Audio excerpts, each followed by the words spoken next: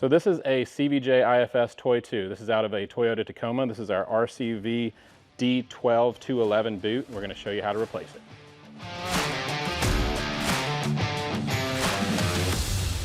We send a replacement boot kit for your Toyota or Bronco application. It is the D12211-BK. It includes everything that you're going to need to disassemble and reassemble your axle. You've got the actual boot, boot straps, and various snap rings depending on how you want to rebuild your axle. So first thing you want to do is get this thing chucked up well in the vise. We're using a soft jaw aluminum clamp here. Since we're not reusing this boot, we don't really particularly care much about saving it, so we're just going to cut it any which way we can.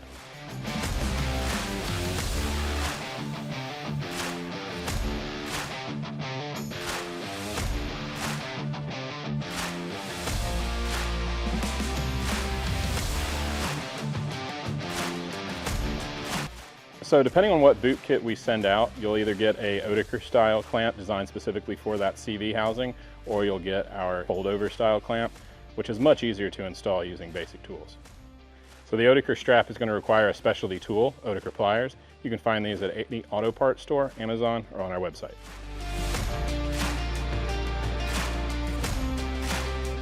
So next we're going to take the boot off, slide it up the bar to gain access to the inner race of the CV, and knock that off the shaft. Before you knock the CV off the shaft, you're going to want to put your spindle nut back on so that you don't damage the threads.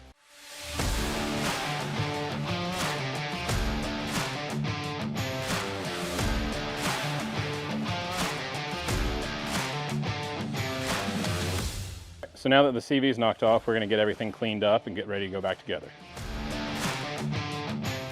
All right, so we've got everything cleaned up and we went ahead and added our RCV spec grease. This is a high temp moly synthetic blend grease that is optimized for the independent suspension application. So now we've got the axle back in the vise, the boot is on, we've got the square snap ring installed. This is a square edge snap ring for greater retention of the outboard CV. When you put the outboard CV back on the axle shaft, you're going to want to install the spindle nut and use a brass hammer. So you're going to feel the snap ring groove engage and you won't be able to pull the outboard CV off, so you're fully installed. So with the D12211 boot, it is specifically designed around the Toyota application to clear aftermarket suspension component. Because of this, it will add additional strain on these first few bellows, so it's really crucial to install this properly. Now you're going to want to carefully get this boot installed on the boot grooves without getting any grease underneath, and we'll go ahead and get our clamps on. We're going to use our provided Oetiker strap here. You get it as tight as you can by hand, and then you'll use the pliers to get it the rest of the way. When you install this D12211 boot at rest, it's going to need to be compressed a little bit for the proper bellow motion. Otherwise, it's going to really stress these first few bellows. So we've done a lot of testing and we have figured out that you're going to want this edge to edge with the CV straight at 4.4 inches before you clamp the bar.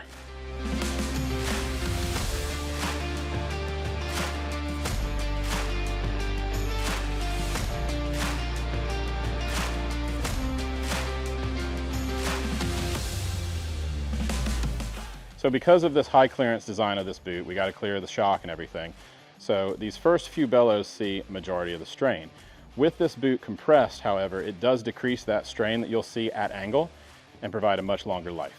As with every IFS axle, be careful when you set these guys down on your workbench. You don't want to pinch this boot at the edge of the CV housing. That's always crucial.